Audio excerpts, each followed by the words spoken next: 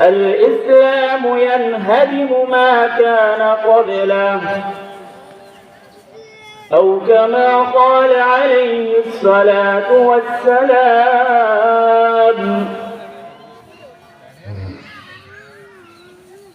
والذين لا يدعون مع الله إلها آخر ولا يقتلون النفس التي حرم الله إلا بالحق ولا يزنون ومن يفعل ذلك يلقى أثاما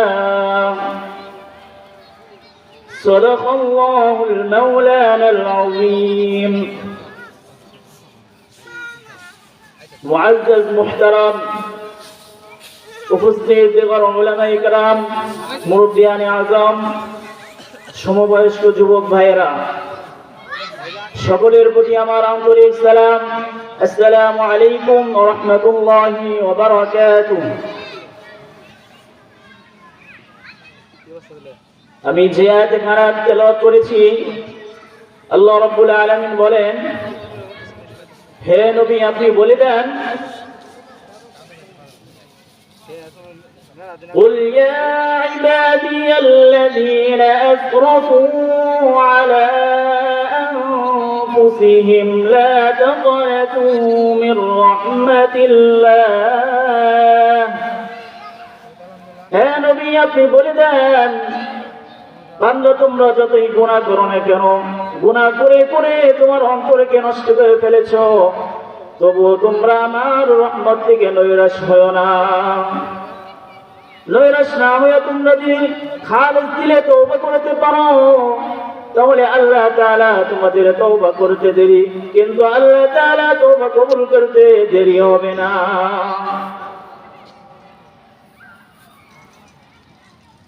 বিশ্বনবী জনাবি মুহাম্মদুর রাসূলুল্লাহ সাল্লাল্লাহু আলাইহি ওয়াসাল্লাম বলেন, কুল্লু বনি আদম খাত্তাউন ওয়া খায়রুল খাত্তাইন আত-তাওয়াবুন।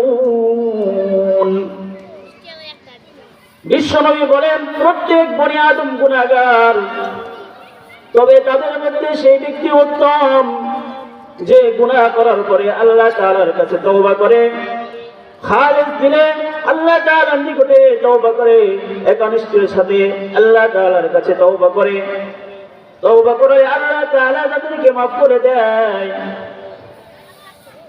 তওবা করার শর্ত রয়েছে, এই তওবার শর্ত মেনে কেউ যদি তওবা করে সে যত বড় গুনাহগার হোক না কেন, তার গুনার পরিমাণ যদি আসমান পরিমাণ জমিন পরিমাণ হয়ে যায় আল্লাহ তাআলা তার তওবাকে ক্ষমা করে দিবেন। তওবার এক নম্বর শর্ত হলো একমাত্র আল্লাহ তাআলার জন্য, আল্লাহ তাআলাকে রাজি খুশি করার জন্য, আল্লাহ তাআলাকে সন্তুষ্ট করার জন্য তওবা করা। দুই নম্বর তওবার শর্ত হলো যেই পাপ করেছে সেই পাপের জন্য অনুতপ্ত হওয়া, অনুশোচনা হওয়া।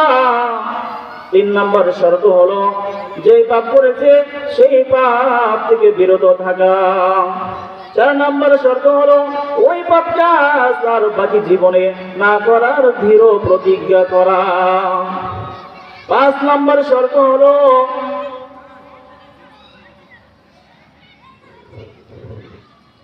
যেই পরিবেশে গেলে গুনাহ হয় সেই পরিবেশকে বর্জন করা।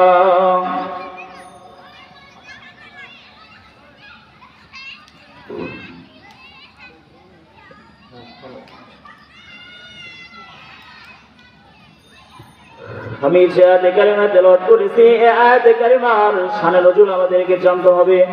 এই আয়াতে কারিমার শানে নজুল হচ্ছে বিশ্বনবী জনাবি মুহাম্মদুর রাসূলুল্লাহ সাল্লাল্লাহু আলাইহি ওয়াসাল্লামের আপন চাচা আমির হামজা রাদিয়াল্লাহু তাআলা আনহুকে উহুদের যুদ্ধে নির্মমভাবে হত্যা করা হয়। উহুদের যুদ্ধে ওয়াহশী তাকে নির্মমভাবে হত্যা করে। যুদ্ধের পর বিশ্বনবী যা দেখলেন যে আমির হামজাকে হত্যা করে তার কলিজা বের করে তার কলিজাকে চিবিয়ে ফেলে রেখেছে। বিশ্বনবী খবর নিয়ে জানলেন কে এই কাজ করেছে। পরে জানা গেল আবু সুফিয়ানের স্ত্রী হিন্দা বিশ্বনবীর চাচার কলিজা বের করে চিবিয়ে ফেলে রেখেছে। এই দৃশ্য দেখে জনাবে মুহাম্মদুর রাসূলুল্লাহ সাল্লাল্লাহু আলাইহি ওয়াসাল্লাম এত ব্যথিত হলেন, এত ভারাক্রান্ত হলেন, জীবনে কোনোদিন এত জোরে কান্না করেন নাই, এমন জোরে তিনি কান্নাকারি করেছেন। রাসূলুল্লাহ সাল্লাল্লাহু আলাইহি ওয়াসাল্লাম সাহাবায়ে কিরামকে বলে দিলেন, হে আমার সাহাবীরা, তোমরা ওয়াহশীকে যেখানে পাবে সেখানে হত্যা করবে এবং আমার সম্মুখে উপস্থিত করবে। ওয়াহশীর গানে এই আওয়াজ চলে যাওয়ার পরে সে ভয়ে মক্কা থেকে সুদূর তাইফে গমন করলো। তার ভিতরে ভয় এসে গেল যে আমি তাকে হত্যা করেছি, বিশ্বনবী আমাকে ছাড়বে না।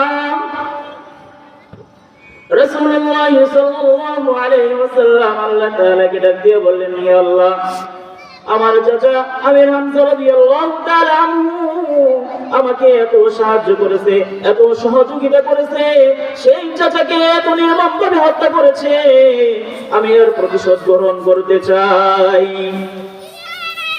আল্লাহ রাব্বুল আলামিন বললেন, হে আমার নবী, আপনি প্রতিশোধ গ্রহণ করতে পারবেন, আপনার উপরে যতটুকু জুলুম করা হয়েছে ততটুকু গ্রহণ করতে পারবেন, কিন্তু আপনি জেনে রাখেন, বিপদে আপদে যে ধৈর্য ধারণ করে আল্লাহ তাআলার পক্ষ থেকে তার জন্য রয়েছে মহা পুরস্কার।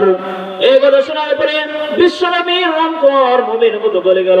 সে চিন্তা করলো, আমার কারণে একজন মুসলিম যতই গুনাহগার হোক না কেন, যতই পাপ কাজ করুক না কেন, সে যদি আমার ভয়ে ইসলাম গ্রহণ করতে না পারে, তাহলে কাল কিয়ামতের ময়দানে আমাকে আল্লাহ তাআলার সম্মুখে দাঁড়াতে হবে।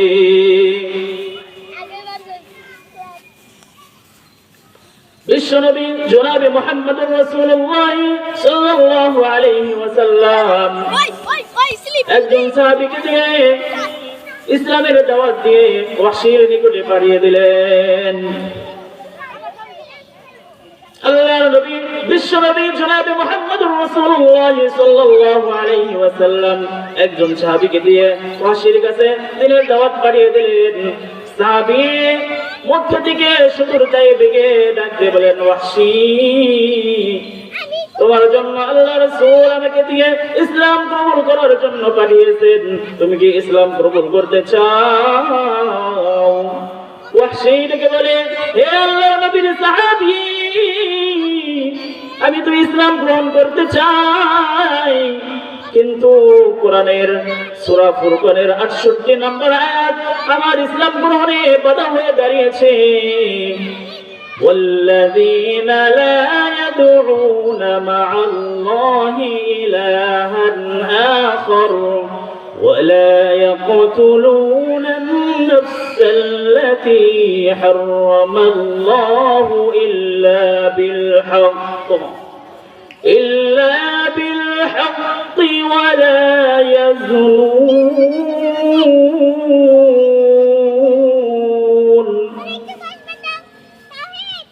আল্লাহ রাব্বুল আলামিন বলেন, যে আমার সাথে অন্য কাউকে শরীক করে না, অন্য কাউকে ডাকে না এবং ন্যায়সঙ্গত কারণ ছাড়া অন্য কাউকে হত্যা করে না এবং জিনা করে না, ব্যভিচার করে না, সুতরাং যারা করবে তারা এর শাস্তির সম্মুখীন হবে। ওয়াহশী ডাক দিয়ে বলেন, আমি তো আল্লাহ তাআলাকে জীবন ভর গুনাহ করেছি, জিন্দেগি ভর গুনাহ করেছি, গুনাহ করে জিন্দেগি কাটিয়ে দিয়েছি, কোনদিন আল্লাহ তাআলাকে ডাকি নাই, জিন্দেগি ভর লাত মানাত উজ্জা রুবুলের উপাসনা করেছি, কোনদিন আল্লাহ তাআলাকে ডাকি নাই। দ্বিতীয়ত হলো, যে অন্য কোনো কারণে, ন্যায়সঙ্গত কারণে, কারণ ছাড়া অন্য কাউকে হত্যা করে না, আমি তো ন্যায়সঙ্গত কারণ ছাড়া বিনা অপরাধে বিনা কারণে বিশ্বনবীর চাচাকে নির্মমভাবে হত্যা করেছি, সুতরাং তুমি যাও, পয়গম্বরের কাছে যাও, নবী সাহাবী চলে এলেন আল্লাহর রাসূলের কাছে, এসে বললেন, ওয়াহশী তো ইসলাম গ্রহণ করতে চায়, কিন্তু কোরআনের 68 সূরা ফুরকানের 68 নম্বর আয়াতের জন্য বাধা হয়ে দাঁড়িয়েছে।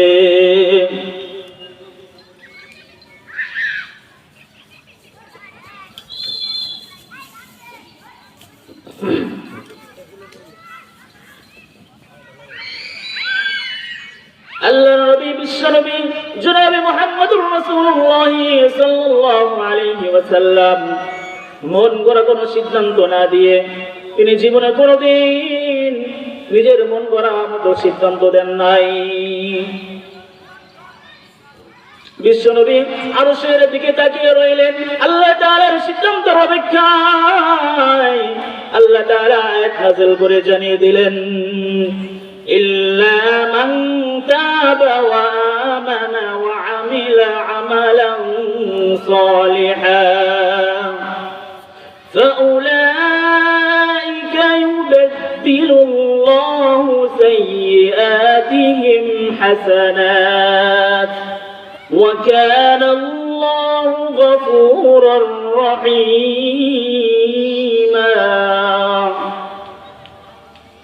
আল্লাহ তাআলা বলেন, এবং যারা তওবা করবে, তওবা করার পরে ঈমান আনয়ন করবে, ঈমান আনার পরে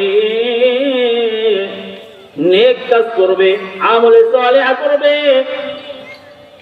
আল্লাহ তাআলা তার পিছনের সমস্ত বদ আমলগুলোকে নেক আমল দ্বারা পরিবর্তন করিয়ে দিবেন। সাহাবী চলে গেলেন আবার ওয়াহশীর কাছে এই আয়াত নিয়ে, ডাক দিয়ে বললেন, ওয়াহশী, তোমার ব্যাপারে আল্লাহ তাআলা আয়াত নাযিল করে জানিয়ে দিয়েছেন। ওয়াহশী বলল, কি আয়াত? সাহাবী বলেন, ইল্লা মান তাবা ওয়া আমানা ওয়া আমিলা সালিহান, যারা তওবা করবে, তওবা করার পর ঈমান আনবে, ঈমান আনার পর নেক কাজ করবে, আল্লাহ তাআলা তাদের খারাপ আমলগুলোকে নেক আমল দ্বারা পরিবর্তন করিয়ে দিবেন। ওয়াহশী ডাক দিয়ে বলে, আল্লাহ তাআলা তো এখানে শর্ত দিয়েছেন, সারা জীবন বড় আমি নেক আমল করতে পারবো না, আমার দ্বারা তো গুনাহ হয়ে যাবে, সুতরাং তুমি চলে যাও রাসূলের কাছে। আল্লাহ নবীর সাহাবী চলে এলেন রাসূলের কাছে, এসে বললেন, ওয়াহশী তো এই কথা বলেছে, তাহলে কি করা যায়? আল্লাহ নবী পূর্বের ন্যায় মন গড়া সিদ্ধান্ত না দিয়ে আরশের দিকে তাকিয়ে রইলেন, আল্লাহ তাআলার সিদ্ধান্তের অপেক্ষায় রইলেন। আল্লাহ জাল্লা শানুহু আম্মা নাওয়ালুহু আয়াত নাযিল করে জানিয়ে দিলেন, ইন্নাল্লাহা লা ইয়াগফিরু আন ইউশরাকা বিহি ওয়া ইয়াগফিরু মা দুনা যালিকা লিমান ইয়াশা ومن يشرك بالله فقد ضل ضلالا بعيدا। আল্লাহ রাব্বুল আলামিন বলেন, আমার সাথে যারা শিরক করবে, এই শিরক গুনাহ আমি মাফ করব না। এই শিরক ছাড়া অন্য যদি গুনাহ করে, অন্য যে কোনো গুনাহ করে, আমি ইচ্ছা করলে তাকে কি করে ক্ষমা করে দিতে পারি।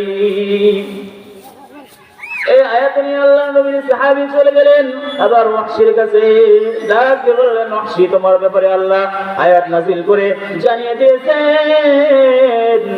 সে বলল, কি আয়াত? আল্লাহ নবীর সাহাবী বললেন, ইন্নাল্লাহা লা ইয়াগফিরু আন ইউশরাকা বিহি ওয়া ইয়াগফিরু মা দুনা যালিকা লিমান ইয়াশা ومن يشرك بالله فقد ضل ضلالا بعيدا। সাহাবী বললেন,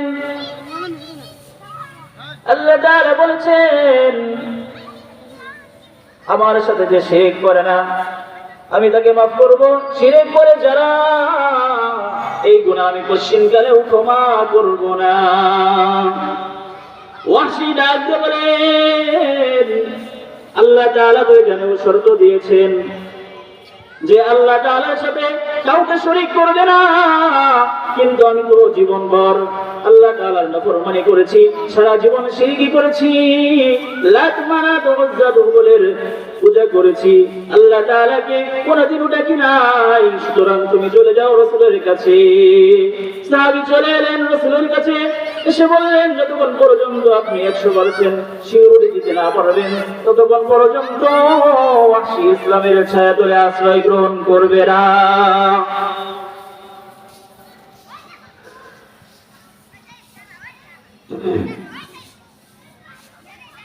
আল্লাহর নবীর সাহাবী উঠবেন নাই, আকাশের দিকে আরশের দিকে তাকিয়ে রইলেন, মন গণা করে সিদ্ধান্ত দিলেন না। আল্লাহ তাআলা রব্বুল আলামিন আয়াত নাযিল করে জানিয়ে দিলেন, قل يا عبادي الذين أسرفوا على أنفسهم لا تقنطوا من رحمة الله إن الله يغفر الذنوب جميعا إنه هو الغفور الرحيم